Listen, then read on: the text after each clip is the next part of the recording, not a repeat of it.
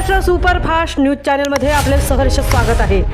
खास सत्याची ठार लेखणीची महाराष्ट्रातील ताज्या आणि वेगवान बातम्या पाहण्यासाठी आपल्या हक्काचे चॅनल शेअर करा, लाईक करा आणि सबस्क्राईब करा। धन्यवाद। रायगड जिल्ह्यातील मांडवा सागरी पोलिसांनी इंधन चोरी करणाऱ्या टोळीवर मोठी कारवाई करत लाखो रुपयांचा मुद्देमाल जप्त केला आहे। या प्रकरणी गुन्हा रजिस्टर क्रमांक 88/2026 दाखल करण्यात आला असून 3 आरोपींविरुद्ध गुन्हा नोंदवण्यात आला आहे।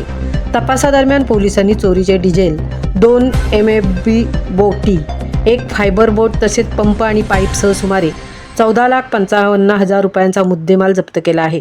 या कारवाईमुळे सागरी भागात सुरू असलेल्या इंधन चोरीच्या रॅकेटला मोठा धक्का बसल्याचे मानले जात आहे। या संपूर्ण प्रकरणाचा अधिक तपास मांडवा सागरी पोलीस निरीक्षक सोमनाथ लांडे यांच्या मार्गदर्शनाखाली सहाय्यक पोलीस निरीक्षक संदीप भोपळे करीत असून या गुन्ह्यामागे आणखीन कोणाचा सहभाग आहे का याचाही शोध घेतला जात आहे।